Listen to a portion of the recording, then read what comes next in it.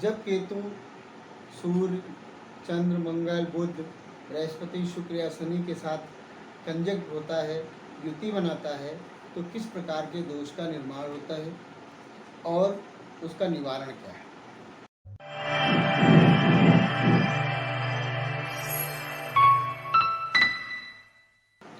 ओम हनुमंते नमः। मैं आचार्य राजकुमार मिश्र, आपका ज्योतिषीय सलाहकार और मार्गदर्शक, आज पुनः उपस्थित हूँ आपके अपने इस चैनल लाइव विद एस्ट्रोलॉजी में। आज हम बात करेंगे जब केतु सूर्य, चंद्र, मंगल, बुध, बृहस्पति, शुक्र या शनि के साथ कंजक्ट होता है, युति बनाता है, तो किस प्रकार के दोष का निर्माण होता है और उसका निवारण क्या है। तो आइए शुरू करते हैं अपना यह चैनल लाइव विद एस्ट्रोलॉजी में केतु और ग्रहों की युति का क्या परिणाम होता है। एक बहुत ही ज्वलंत आज के समय में उदाहरण चल रहा है। अधिकतर ऐसी कुंडलियां हमारे पास भी आती हैं, ऐसे बहुत से एस्ट्रोलॉजरों के पास भी, ज्योतिषाचार्यों के पास भी पहुंचती होंगी, जिसमें प्रायः यह देखने को मिलता है सूर्य केतु का कंजक्शन है, किसी की कुंडली में चंद्रमा केतु का कंजक्शन है, किसी में बुध केतु का कंजक्शन है, किसी में मंगल केतु का कंजक्शन है, किसी में शुक्र केतु का कंजक्शन है, किसी का बृहस्पति केतु का कंजक्शन है और किसी में शनि केतु का कंजक्शन है।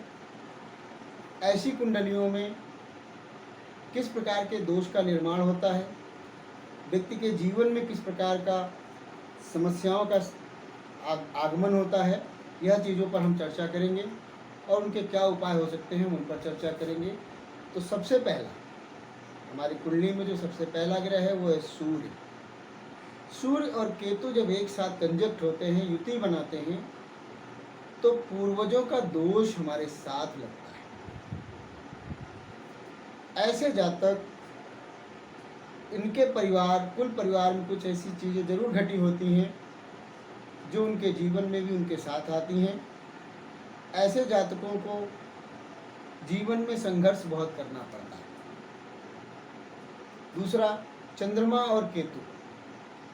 चंद्र और केतु की जब युति होती है तो ऐसे जातक आत्मदोष साथ में लेकर के आते हैं, यानी ऐसे जातकों के साथ में उनके साथ पूर्व जन्म की आत्मा जुड़ कर आती है। तो भूत प्रेत बाधा नहीं है, पूर्व जन्म की आत्मा उनके साथ जुड़ करके आती है और ऐसे लोगों के साथ में आत्माओं का संबंध अपने आप जुड़ जाता है। उनको कई चीज़ों का प्रिकॉशंस रखना चाहिए। आगे हम विस्तार से जब अलग अलग वीडियो बनाएंगे तब उस पर बात करेंगे। अभी यहाँ पर हम केवल दोष और उनका निवारण क्या है उस पर हम बात करें। दूसरा, बुध और केतु। जब बुध और केतु की युति होती है तो जड़त्व योग बनता है, संतान दोष बनता है। ऐसे जातकों के जीवन में संतान को लेकर समस्या होती है या वे जीवन भर संघर्ष करते हैं, लगता है बढ़ जाएंगे, फिर समस्याएं आती हैं, फिर जहाँ से चले थे वहाँ खड़े हो जाते हैं, यानी बार बार उनके जीवन में रुकावटें आती रहती हैं। इसी प्रकार से मंगल और केतु एक प्रकार का ऊर्जा का दोष बनाते हैं। ऊर्जा यानी मंगल माने ऊर्जा, हमारी ताकत, हमारा सामाजिक दायरा, यानी इसकर हम दूसरी भाषा में कहें तो सामाजिक दोष बनाते हैं। ऐसे व्यक्तियों की प्रायः वाणी खराब होती है, या समाज में उनकी पैठ बहुत अच्छी नहीं होती है, या समाज में उनको अच्छी नज़र से नहीं देखा जाता। इसके बाद आता है बृहस्पति और केतु। यह एक प्रकार का अध्यात्म दोष बनाता है, धर्म दोष बनाता है। ऐसे जातकों के जीवन में या तो माता के सुख में समस्या आती है, या पत्नी के सुख में समस्या आती है, या ऐसे लोगों के साथ में धोखे कई बार होने के योग बनते हैं, या उनके आसपास के माहौल के लोगों के द्वारा उनके साथ कुछ ऐसी क्रियाएं जो तंत्र मंत्र से संबंधित होती है वो होने के योग बनते हैं। इसी प्रकार से शुक्र और केतु। जब शुक्र और केतु की युति होती है तो स्त्री दोष का निर्माण होता है। ऐसे जातकों ने पूर्व जन्म में अपनी पत्नी या अपने जीवन साथी के साथ में धोखा किया होता है, वह इस जन्म में उनके साथ में जुड़ करके आता है।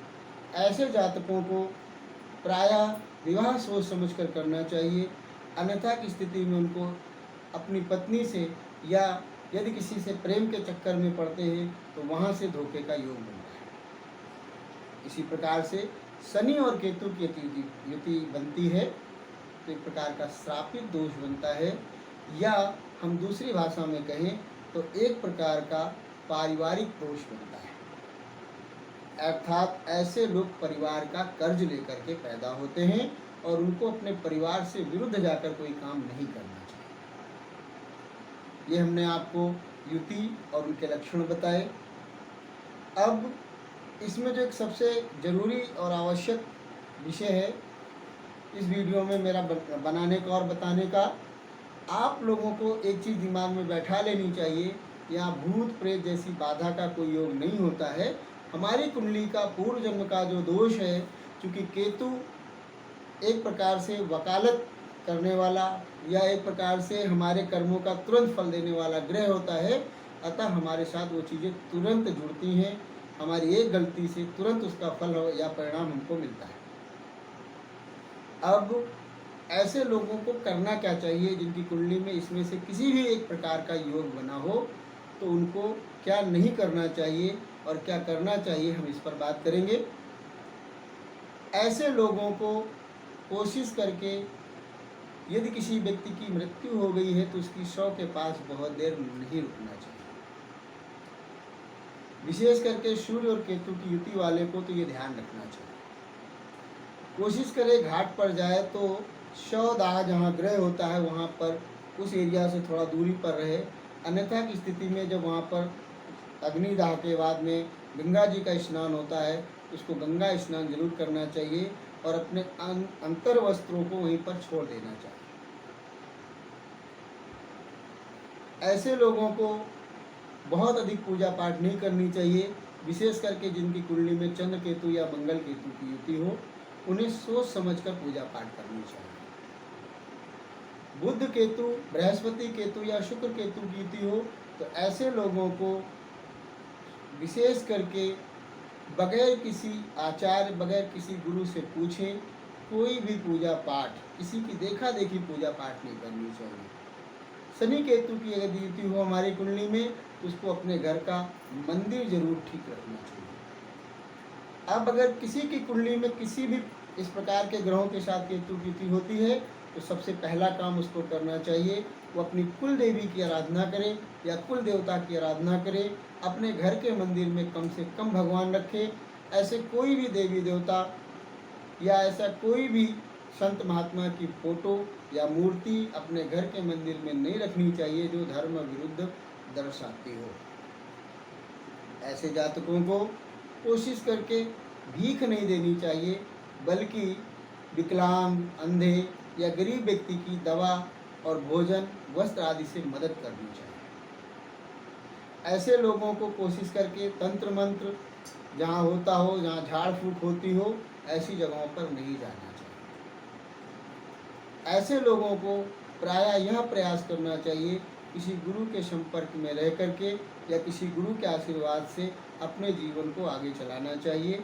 अन्यथा की स्थिति में इन चीज़ों से तो उसे बचना ही चाहिए। और ऐसे जातकों को कोशिश करके, बहुत जानकारी नहीं है तो शंकर जी की आराधना उसको लाभ देगी। प्रायः सार्वभौमिक भगवान शिव हैं, उनके विभिन्न प्रकार के पूजा पद्धति हैं। वो आप किसी अच्छे योग्य जानकार आचार्य से मिल करके पूछ करके जान करके उस उपाय को या उस पूजा पाठ को कर सकते हैं। अन्यथा की स्थिति में सर्वोत्तम उपाय यही है कि आप अपने घर का मंदिर ठीक रखें, कुल देवी की आराधना करें या किसी गुरु का आशीर्वाद लेकर उसके द्वारा बताए गए उपाय, पूजा पाठ या गुरु दीक्षा लेकर गुरु मंत्र का जाप करें। इसके अतिरिक्त यदि सूर्य केतु की युति है आपकी कुंडली में तो 3 मुखी रुद्राक्ष धारण कर सकते हैं। चंद्र केतु की युति है तो 4 मुखी रुद्राक्ष धारण करें। बुध केतु की युति है तो गणेश मुखी रुद्राक्ष धारण करें। मंगल केतु की यदि आपकी कुंडली में युति है तो आपको 2 मुखी रुद्राक्ष धारण करना चाहिए। यदि आपकी कुंडली में बृहस्पति और केतु की युति है तो 7 मुखी रुद्राक्ष धारण करें। शुक्र और केतु की यदि युति है तो 6 मुखी रुद्राक्ष धारण करें। शनि और केतु की युति है तो ऐसे जातकों को भी गणेश मुखी रुद्राक्ष धारण करना चाहिए। अन्यथा इसके अतिरिक्त कुंडली में और भी ग्रहों के योग होते हैं, इसलिए किसी भी रत्न को धारण करने से पहले आप अपने आसपास किसी अच्छे ज्योतिषाचार्य से मिलकर कुंडली का विश्लेषण करा करके तभी किसी रत्न को धारण करें। ऐसे जातकों को रत्न धारण करने से भी पहले कई बार सोच विचार लेना चाहिए, ऐसे ही कोई नग नहीं पहनना चाहिए। शेष आगे आप लोगों की यदि मांग आती है तो मैं हर ग्रह में केतु की युति के साथ विस्तार से आगे वीडियो डालने का प्रयास करूंगा। शेष यहाँ पर आपसे विराम लेता हूँ। अगले वीडियो में पुनः मिलूँगा। खुश रहें, प्रसन्न रहें। जय माँ भारती।